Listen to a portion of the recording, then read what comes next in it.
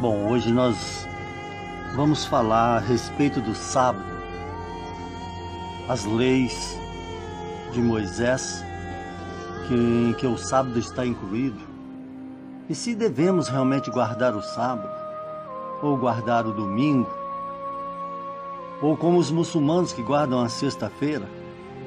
Afinal, por que e para que guardar um dia da semana? Convido a todos a lerem comigo Êxodo capítulo 20, verso 8, 9 e 10. É um texto muito conhecido. Lembra-te do dia do sábado para o santificar. 6 dias trabalharás e farás toda a tua obra. Mas o 7º dia é o sábado do Senhor teu Deus. Não fará nenhuma obra, nem tu, nem tua filha, nem teu filho, nem teu servo, nem tua serva, nem teu animal, nem o teu estrangeiro que está dentro das tuas portas. Conforme já vemos nesse primeiro texto que nós estamos lendo, que o sábado está relacionado com o trabalho. Aqui diz que quando chegasse o tal dia especificado, ninguém deveria trabalhar, nem o ser humano, nem os animais. Lendo também Êxodo 31, versículo 13, diz o seguinte: Tu, pois, fala aos filhos de Israel, dizendo: Certamente guardareis os meus sábados, porquanto isso é um sinal entre mim e vós, nas vossas gerações, para que saibais que eu sou o Senhor, o vosso Deus, que santifica. E o 14 diz: Porquanto guardareis os sábados, porque santo é para vós. Aquele que o profanar certamente morrerá, porque qualquer que nele fizer alguma obra, aquela alma será eliminada do meio do meu povo. Interessante que o sinal de um dia estabelecido pelo Criador ao homem. Por que esse sinal? Que sinal seria esse? Aqui diz que se não guardar o sábado vai morrer. Mas o que está dizendo isso? Será que Deus vai matar a pessoa que não guarda o sábado? Não é isso que está dizendo, não. Aqui está dizendo da consequência de quem não guarda o dia do Senhor. É isso que está dizendo. Vamos ver o que acontece? Em Levítico 16:31 diz assim: Porque aquele dia se fará expiação por vós, para purificar-vos, e sereis purificados de todos os vossos pecados perante o Criador. E o 31 diz, logo à frente: É um sábado de descanso para vós, e afligireis as vossas almas, isto é, estatuto perpétuo. Muito bem. Aqui também diz que no sábado, além de não descansar, que é uma ordem, também pode ser que o homem resolva se alegrar, porque a ordem para descansar e afligir a alma, a palavra afligir vem de aflição. Será que nós devemos ficar tristes no dia do Senhor? Mas vamos pesquisar um pouquinho mais, porque conforme você viu aqui no versículo 30, vem mostrando que é um dia de expiação para purificar pecados. Bom, se é para purificar pecados, significa que vai haver uma reconciliação com o Criador. Isso quer dizer o seguinte: que você trabalha os dias da semana, você fala alguma coisa que não deve, você age de acordo com uma mentalidade errada, praticando atos que não são corretos. E no dia do Senhor você vai reconciliar, você vai se afligir, porque você vai se arrepender. Então isto sim é a reconciliação que o dia está requerendo. Mas nós vamos ler também Levítico 25:2, que diz assim no verso 2: Fala aos filhos de Israel e dize-lhes: Quando tiverdes entrado na terra que eu vos dou, então a terra descansará um sábado ao Senhor. E no verso 3 diz: 6 anos semeará a tua terra, e 6 anos podará a vinha e colherá os seus frutos. No 4 diz: Porém, no 7º ano haverá sábado de descanso para a terra, um sábado ao Senhor. E não semearás o teu campo, e nem podarás a tua vinha. Então vocês percebem que não é só o homem que tem que descansar, a terra também. Só que aqui já não fala mais de um dia de 24 horas, já fala de um dia anual. Porque o povo teria que trabalhar e arar a terra, plantar, colher durante 6 anos. Mas no sétimo não deveria fazer nada com a terra, deveria guardar os alimentos que colheram durante os 6 anos e no sétimo deixar a terra descansar, nascer capim. Porque é isso a vontade do Senhor. Por quê? Para que a terra se recupere, ponha novas forças. Não como hoje, que eles não respeitam esse sétimo dia de descanso e precisam colocar adubo. E a terra vai se cansando e vai se enchendo de pragas. A palavra santificar o dia do Senhor significa que você tem que voltar ao seu estado inicial de santificação, de pureza. Porque é uma reconciliação. Não é ficar trabalhando feito um louco atrás de dinheiro, querendo enriquecer, para comprar isso, comprar aquilo, porque isso são desejos da carne. O homem deve estar satisfeito com aquilo que tem, conforme diz lá em Provérbios. Então vocês têm que ver que o sábado é para também lembrar do Criador. E com isso não se desviar para deuses falsos e estranhos. E tirar um tempo de folga no seu aconchego, com a sua família.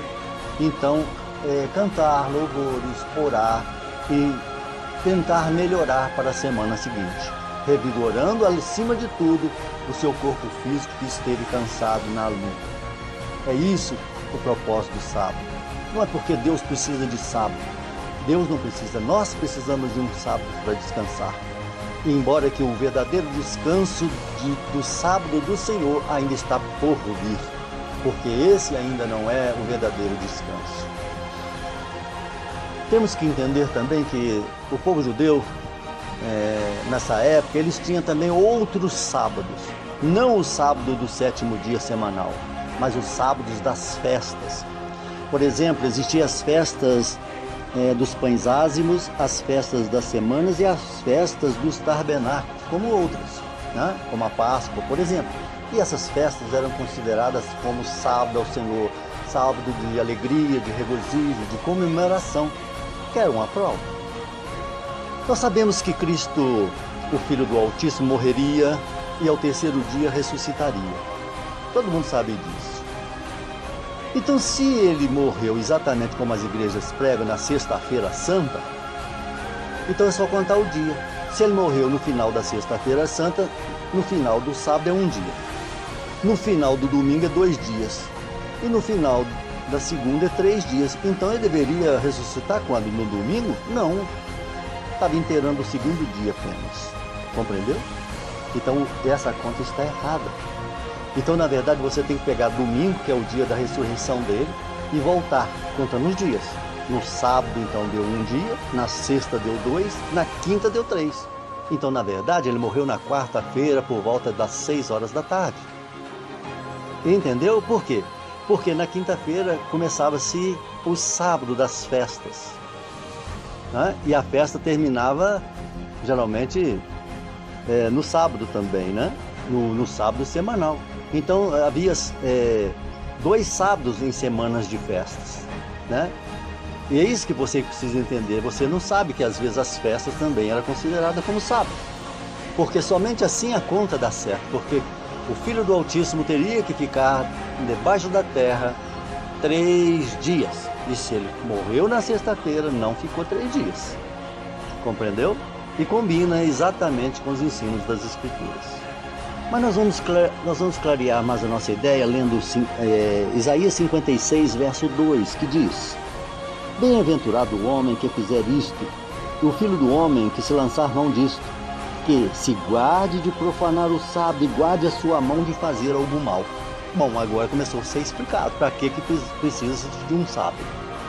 Para que o homem não faça mal, para que o homem continue fazendo bem. Ou se ele fez mal, se arrependa e volte a fazer o bem. É para isso. Compreenderam? Então, para que existe um dia do Senhor? Para que o homem volte à estaca inicial. Que ele veja se ele está melhorando, se está piorando e volte ao prumo, segundo o amor de Deus. Porque não adianta você guardar um sábado e falar palavrão, brigar com a família, né? e de repente está guardando o sábado, mas está devendo o seu vizinho lá, que você pediu emprestado e não pagou, comprou na loja também não paga, então você não está guardando sábado nenhum. Bom, Ezequiel capítulo 20 e o verso 24 deixa mais claro para que serve o sábado do Senhor. Nós vamos ler.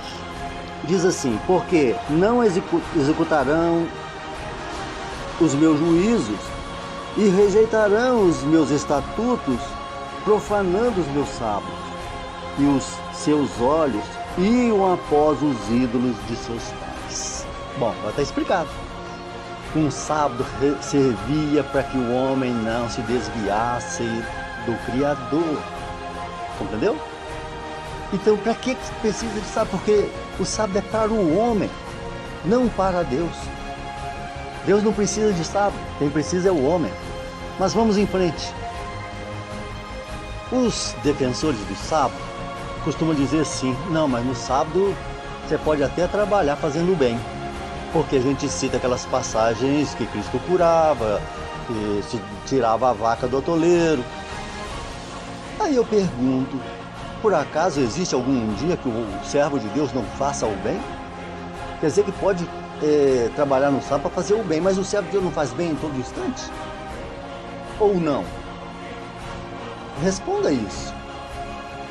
Então eu lhe digo: se você pode fazer o bem, então você pode trabalhar no sábado. Não é isso que eles dizem? Se você estiver numa firma ganhando bem, sustentando a sua família, e de repente o gerente lá da firma diz: essa semana nós precisaremos trabalhar no sábado, aí o que você faz? Pede as contas ou espera que o patrão te manda embora? Se você está trabalhando, sustentando sua família, você não está fazendo bem? Então, meu caro amigo e irmão, você pode trabalhar no sábado, porque não é o trabalho que afasta o homem de Deus. É ele realmente se desviar para o mal. Isso quer dizer que o sábado é santo, mas a segunda, a terça, a quarta, a quinta também é santa, porque Deus não criaria uma segunda mais ou menos santa. Então você pode tirar um dia por semana para descansar, para voltar-se aos pés do Criador. E isso pode ser qualquer dia, porque a intenção não é para ele o sábado é para o homem. E você pode refazer as suas energias da semana, recomeçar outra semana com todo o seu esforço, porque nós sabemos que na era da graça, para se entrar no reino do Pai, é preciso empregar força. E a força é qual? A espiritual. Compreendeu? Como eu já disse que o sábado é para o homem, não para o Criador, nós podemos confirmar isso em Marcos 2, verso 27, que diz: e diz-lhe, o sábado foi feito por causa do homem e não o homem por causa do sábado. Por quê? Porque é o homem que precisa desse sábado, recuperar-se, tanto espiritual quanto fisicamente. E é isso que o Criador queria. Porque muitas vezes o homem não para pensar e começa a se desviar. Não é a humanidade não está toda desviada? Por quê? Porque não tira um dia para refletir no Criador. Mas aquele teimoso, ele costuma dizer: não, mas eu guardo o sábado do jeito que tem que guardar. Ele é assim, né? Ele não para raciocinar. Mas será que guarda mesmo o sábado? Vamos ler na Escritura, que ela que responde. Em Mateus 5 e o verso 17, vamos ler. Não cuideis que vim destruir a lei e os profetas. Não vim destruir, mas cumprir. Esse aqui é o filho do autismo que está dizendo que veio cumprir a lei. Mas se todo mundo na terra cumprisse a lei, para que precisava vir cumprir a lei? Não estava fazendo nada de vantagem nisso, não concorda? Se ele veio cumprir é porque o homem não conseguia cumprir. Se não conseguia cumprir naquela época, lá atrás, está cumprindo agora? Claro que não, lógico que não. Vamos mais à frente para clarear suas ideias. Aqui em João, capítulo 7... Desculpa. Aqui em João capítulo 7, no verso 19, diz assim: Não vos deu Moisés a lei? E nenhum de vós observa a lei. Por que procurais matar-me? Está vendo? Ninguém, aqui está falando com os fariseus, mas ninguém cumpria a lei. E quem falou isso? Foi o Filho do Altíssimo, que vocês chamam de Jesus. Ele tem nome, viu? E não é Jesus porque onde ele nasceu não existe a letra J. Então ele não poderia ter sido batizado com essa letra nem esse nome. Então aqui está mostrando que ninguém guardou a lei. Por isso é que precisou do Filho do Altíssimo vir cumprir a lei. Aqui em Romanos 2, e verso 15, diz assim: os quais mostram a obra da lei escrita em seus corações, testificando juntamente sua consciência e os seus pensamentos, quer acusando-os, quer defendendo-os. Aqui está falando dos gentios que também seguem a lei.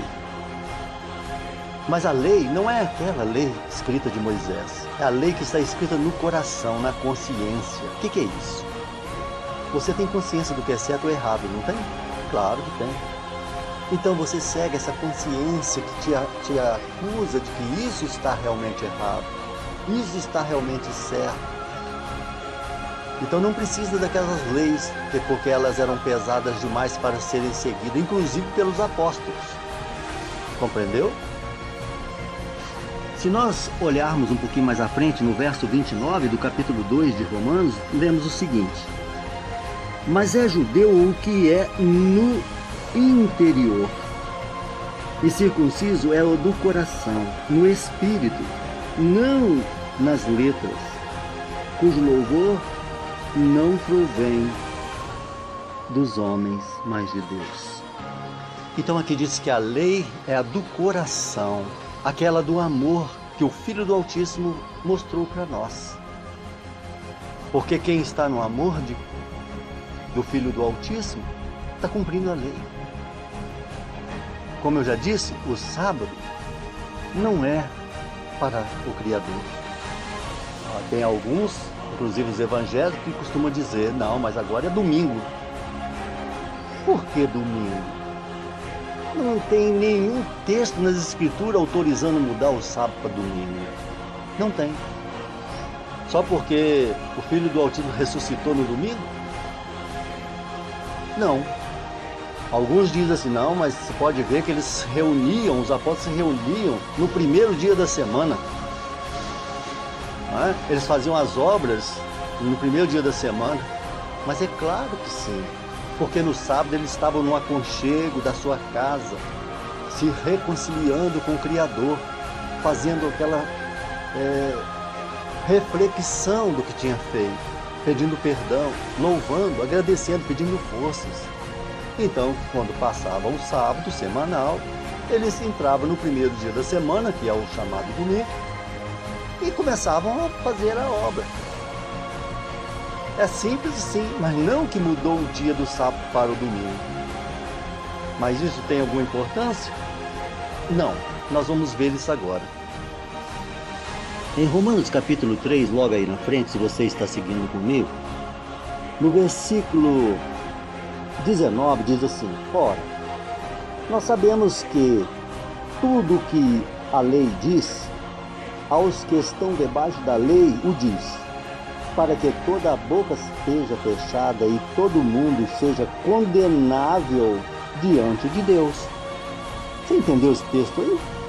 Aqui está dizendo que a lei ela aponta o pecado para o homem, e o homem então diante da lei está condenado. A lei salva? Não, não salva. Mas nós vamos ler o versículo seguinte, que é o 30, que diz: por isso nenhuma carne será justificada diante de Deus pelas obras da lei, porque pela lei vem o reconhecimento do pecado. É o que eu acabei de dizer. Então vem mostrando que a lei só servia para mostrar o pecado, quer dizer, de alguma forma guiar o homem, que ele tinha que fugir do pecado. Mas salvar? Não. Se a lei salvasse, não precisaria do Filho do Altíssimo vir salvar o homem. Então a lei servia de aio. Aliás, a palavra fala isso. Aio significa aquele que fere, aquele que pode te dar uma varada, vamos dizer assim. Né? Então ela guiava, era um guardião de quem andava na lei, para que quando viesse a salvação, essas pessoas estivessem prontas. Quando Deus prometeu a Abraão que ele e a sua descendência dominaria, teria toda a terra como sua expansão de herdeiros, ele prometeu a Abraão pela lei que Abraão guardava? Não, de forma alguma. Ele prometeu pela fé que Abraão provou ter. Vamos ler esse texto? Isso você vai ver em Romanos 4, 13 e 14. Diz o seguinte: porque a promessa de que havia de ser herdeiro do mundo não foi feita pela lei a Abraão ou a sua posteridade, mas pela justiça da fé. Por quê? O 15. Porque se os que são da lei são herdeiros, logo a fé é vã e a promessa é aniquilada. Exatamente. Se a lei realmente vai dar a herança para o homem, então não precisa da fé. Para que veio fé então? A fé veio exatamente isso, porque sem fé é impossível agradar ao Criador, você sabe disso. Aí eu te pergunto, na época da lei precisava de fé? Não, era só guardar os mandamentos. Mas agora não, agora você agrada o Criador pela fé.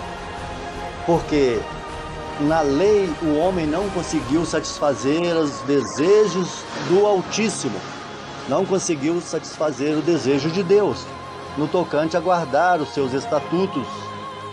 A própria Escritura diz que quem está na lei está debaixo do pecado. Não, mas não sou eu que digo não. Vamos ler na Escritura? Vamos. Em Romanos, capítulo 6, e o verso 14 diz assim: porque o pecado não terá domínio sobre vós, porque não estáis debaixo da lei, mas debaixo da graça.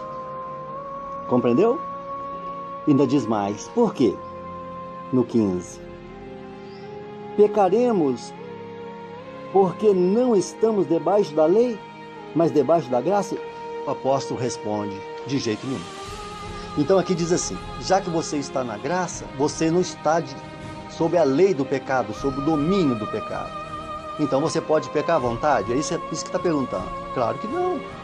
Se você está na graça, você deve continuar a melhorar a sua vida diante do Criador. Mas aqueles que estão na lei estão debaixo do pecado. O pecado está acusando dia e noite sem parar. Compreendeu? Agora quem está na graça não, está pela graça, pelo sacrifício do Altíssimo.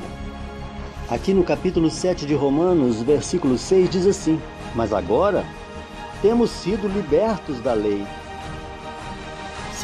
tendo morrido para aquilo que estávamos retidos, quer dizer, estávamos presos, para que sirvamos em novidade de espírito e não na velhice da letra. Então aqui diz que a lei aprisionava o homem ficava preso. Nós hoje temos liberdade. Não precisamos mais, tem que fazer isso, tem que fazer aquilo. Agora você faz por amor. Ninguém fica com um ferrão atrás de você para você fazer isso ou não fazer aquilo. Correr o risco de ser apedrejado enquanto está vivendo. Não, agora mudou. Agora é a época da graça, é por amor. E o Criador quer pessoas que tenham amor no coração. Logo aqui na frente, em Romanos 8, verso 2, diz assim: porque a lei do Espírito de vida é em Jesus. Você chama Jesus, essa Bíblia está contaminada, viu? Não chama Jesus não. Já falei em um vídeo que eu já fiz, só procurar para vocês entenderem. Então aqueles que estão em Jesus me livrou da lei do pecado e da morte. Ué, mas por que o Filho do Altíssimo veio te libertar da lei do pecado? Estranho, não é? Então a lei realmente estava escravizando o homem. E o homem não conseguia guardar a lei. Ninguém guardou a lei. Agora estamos no período da graça. Tanto é que aqui diz que o Espírito, né? Nós estamos na lei espiritual agora. E a própria palavra de Deus diz que o Espírito de Deus dá testemunho com o nosso Espírito que nós somos filhos de Deus. Quer dizer, a sua própria consciência está te mostrando que você pode estar realmente correndo o risco de perder a salvação. Simples assim. Aí você pode perguntar, para que serviu a lei então? Olha, Romanos 10 vai responder isso. Nós vamos ler isso em Romanos 10, verso 4, que diz: porque o fim da lei é Cristo, para a justiça de todo aquele que crê. Tá bom? Tá vendo? E no versículo 5 ainda diz assim: ora, Moisés descreve a justiça que é pela lei, dizendo: o homem que tiver estas coisas viverá por elas. Tá vendo? Você está compreendendo o texto que eu estou lendo? Então aqui diz que quem vive pelo Espírito vive, mas quem vive pela lei acaba caindo, porque a lei realmente não conseguia fazer o homem endireitar-se. Todos caíram, todos, mas pela graça somos salvos. Mas o defensor da lei costuma dizer assim: não, mas temos que guardar a lei. Será que é isso mesmo? Vamos ver o que Romanos diz no capítulo 13 e no versículo 8. Diz assim: a ninguém devais coisa alguma a não ser o amor com que vos amei uns aos outros. Porque quem ama aos outros cumpriu a lei. Está escrito. Se você tem amor no coração, você cumpre a lei. Quer ver um exemplo? Jesus, que você chama de Jesus, diz assim: quando eu tive fome, me deste de comer. Quando eu tive sede, me deste de beber. Quando eu tive frio, me vestiste, e assim por diante. Aí eles perguntaram: mas quando aconteceu isso? Quando fizeram os meus pequeninos. Essa é a lei que salva. Não é essa ganância que existe hoje, não. Que as pessoas passam por cima do outro, não pagam ninguém, só pensa em dinheiro. Isso é um Deus chamado Deus Mamon, que é o Deus de dinheiro. E de repente você pensa que está realmente servindo o Altíssimo Criador de toda a terra. Em Gálatas 2, e o verso 16 diz assim: sabendo que o homem não é justificado pelas obras da lei, mas pela fé em Jesus Cristo, temos crido que Cristo Jesus, pela fé nele, somos justificados, e pelas obras da lei, não, porquanto pelas obras da lei nenhuma carne será justificada. Então está bem explicado que a lei só serviu para segurar um pouco o homem, não para salvá-lo.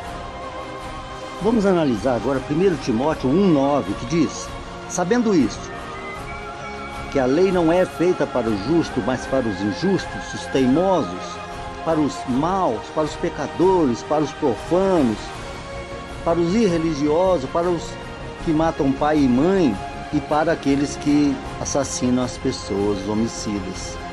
Então a lei é para essas, para os justos não. A lei não foi feita para o justo. Se você pratica justiça, não precisa de lei. É semelhante a você estar num sinal de trânsito, você para quando dá o vermelho. Então a lei não te pega. Mas se você ultrapassa, a lei vai realmente te punir. Compreendeu? Para que existe a lei? Para punir você. Se você sair da presença da graça, que é a salvação oferecida pelo Filho do Altíssimo, você vai cair na lei, e a lei vai te condenar. Em Atos 15 e o verso 14, diz assim: como que Deus visitou os gentios para tomar deles um povo para o seu nome. Os judeus não seguiam a lei, e eles receberam o Espírito Santo. Então eu pergunto: se o Espírito Santo desceu sobre os gentios que não seguiam a lei, quem sou eu para acusar quem não segue a lei? Não é verdade? Então é isso que a gente aprende. No versículo 9 ainda diz assim: e não fez diferença alguma entre ele e nós, purificando seus corações pela fé. E logo em seguida, no verso 10, diz assim: agora, por que tentais a Deus, pondo sobre os discípulos, os gentios, um jugo que nem nossos pais e nem nós pudemos suportar? Então aqui o apóstolo vem mostrando que ninguém conseguia suportar o peso da lei. Tá simples assim, mas existem ainda pessoas que ainda querem voltar a guardar a lei. Até os judeus estão pensando em reconstruir o templo e voltar a sacrificar os pobres dos animais, que não tem nada a ver com o pecado do homem. Está escrito, eu já fiz um vídeo, Deus não quer sacrifício de animais. Ele quer um coração quebrantado, contrito, obediente. Muitas pessoas acham que vão ser justos guardando a lei de Moisés. Mas a palavra do nosso Pai em Gálatas, no capítulo 2, verso 21, diz assim: não aniquilo a graça de Deus, porque se a justiça provém da lei, segue que Cristo morreu em vão. Estou falando Deus também, mas Deus é uma palavra pagã. Ele tem nome. Você procura saber o nome dele. Já fiz um vídeo que explica sobre isso. Então, quer dizer, se eu vou aniquilar o sacrifício do Filho do Altíssimo, então ele morreu em vão. É isso que está dizendo aqui. Porque a justiça não vem da lei. É simples assim. Alguns judeus no passado queriam de toda forma que os gentios que estavam se convertendo também guardassem a lei. Vamos ver o que a Escritura diz em Atos 15, e o versículo é o 19, diz assim: por isso julgo que não se deve perturbar aqueles que dentre os gentios que se converte a Deus. Não se deve perturbar o gentio, quer dizer, aqueles que estão vindo para a graça. Não perturbe com mandamentos de Moisés. Está muito claro isso. Mas significa que você não deve guardar o sábado? Deve. E domingo também deve. E segunda também deve. Porque todos os dias é importante para o Criador. Então, não é questão do sábado em si, mesmo porque o sábado do Criador não é um sábado de 24 horas. E eu vou te explicar por quê. Quando Deus fez a terra, colocou Adão no paraíso, ele disse que ia passar todos os animais diante de Adão. E ia dar nome a cada um. Você acha que se passar todos os animais hoje diante de Adão, ou de você, que supostamente seria o Adão, daria tempo? Num espaço de 6 da manhã às 6 da tarde? Claro que não, mesmo com tantos animais já extintos. E quer outra prova? Quando Deus criou as árvores, as plantas, para que futuramente criasse Adão, essas árvores que tinham que estar dando fruto. E sabe o que aconteceu? A Escritura diz que a terra não havia chuva. Então diz a Escritura que subia um vapor da terra, e aquele vapor regava a terra. Por que regava a terra? Para que as plantas crescessem, dessem frutos. E você acha que uma árvore pode começar a ser regada e de repente já dar fruto? Claro que não. Porque Adão ainda ia nascer ainda, não tinha chegado o 6º dia da criação de Adão. Compreendeu? Então o dia não é 24 horas, o dia é um período de tempo. Aliás, a palavra do Criador diz que um dia para nós é como 1000 anos para Ele. Então não pense você que Ele criou o mundo em 7 dias de semana, Ele criou o mundo em 7 períodos. Ah, mas Ele pode criar em um dia? Pode, mas não fez assim. É preciso que nós entendamos as Escrituras tal qual ela é.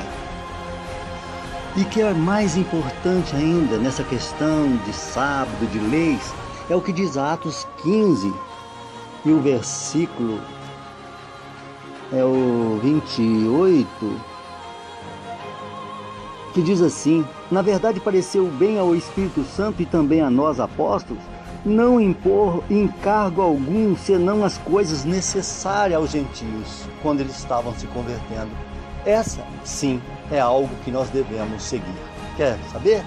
Não é tão difícil. Veja bem, no 29 diz: que vos abstenha, quer dizer, que vocês não comam coisa sacrificada a outros deuses, ídolos, né? Um despacho, por exemplo, lá para São Jorge, para outras pessoas lá de outras religiões, você não deve comer essa comida, não de livre espontânea vontade, porque o apóstolo Paulo disse assim: se você vai numa casa e eles te oferecem uma comida, você não vai ficar perguntando se tem sangue no meio da comida ou não, né? A não menos que você tenha certeza. Então você ora e come, está inocente. E também tem outra coisa, não comer sangue de espécie alguma e nem carne sufocada. O que é carne sufocada? É o animal ou pessoas que morrem asfixiadas. Então o que acontece? O sangue fica contaminado, a carne fica contaminada. Então não se deve comer, não é? Falei homem aqui, mas porque quando acontece a asfixia, né, todo o corpo fica contaminado e a pessoa morre. E também diz o seguinte, por último: livrai-vos da fornicação. Fornicação, o que é fornicação? Fornicação é um sexo sem compromisso. É você sai com um hoje, com outro amanhã, com outro depois. Isso é fornicação, né? Então isso não se deve fazer isso, porque isso aí realmente afasta o homem do Criador. Compreendeu? É simples. Veja aqui agora o que o apóstolo Paulo diz em 2 Coríntios 3,15. Ele diz assim: e até hoje, quando se é lido as leis de Moisés, um véu está posto sobre o coração dessas pessoas. Por quê? Porque quando a pessoa deixou a lei de Moisés, o véu se abriu. O véu rasgou no templo. Então a presença do Pai ficou mais próxima de cada um de nós. Aqui no versículo 16, diz assim: mas quando se converterem ao Senhor, o Filho do Altíssimo, então o véu será tirado. É isso que acontece. E no 17 ainda diz: ora, o Senhor é o Espírito, e onde está o Espírito do Senhor, a liberdade. Então nós temos liberdade para escolher o caminho que queremos. Você pode fazer isso agora, já. Bom, eu espero que isso tenha ajudado você, mostrando na palavra do Pai Celestial que você deve guardar um dia na semana para voltar aos braços do Criador, arrepender dos seus erros. Sim, tira um dia para Ele já te deu 6 dias. E não é importante se você pode guardar o sábado, ou domingo, ou a sexta, ou a quinta, porque ninguém guardou exatamente o sábado segundo a lei. Mas é importante que você recupere suas energias, porque Deus sabe, né? Estou falando de Deus, o Criador sabe que você precisa se recuperar, se reconciliar. E é isso, para isso foi dado um dia na semana. Até a terra precisa se recuperar, compreendeu? Então, vem mostrando que o dia para o descanso do homem não é porque vai tirar a salvação do homem, não. A salvação acaba saindo do homem não porque Deus está decretando, é porque o homem se desvia. Quando a Escritura diz que quem não guardar o sábado, o homem morrerá, morrerá porque ele se desvia, ele não tira um tempo para o Criador. E a fraqueza vem e ele cai. É por isso. Vocês entenderam? Simples assim. Então eu espero que esse estudo tenha ajudado você. E eu não tenho compromisso com outra coisa senão com a verdade. Esse vídeo eu espero que tenha sido ainda melhor, porque estou aprendendo ainda, estou melhorando. E que você possa realmente se agarrar às verdades e seguir ao Criador com amor, amor de coração. Faça por amor, seja íntimo dele.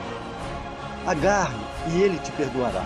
Porque não é a obra que realmente vai salvar, a obra de lei que vai salvar. Se fosse assim, aquele ladrão, bom ladrão, que chamam de bom lá, crucificado junto com o Filho do Altíssimo, não poderia ter recebido a promessa do Filho do Altíssimo. que estaria no paraíso com ele. Não poderia, que ele não tinha feito obra ainda dentro da fé ou dentro da lei, porque ele era um ladrão. Compreendeu? Então é isso, é simples assim. E espero que você não tenha mais dúvida.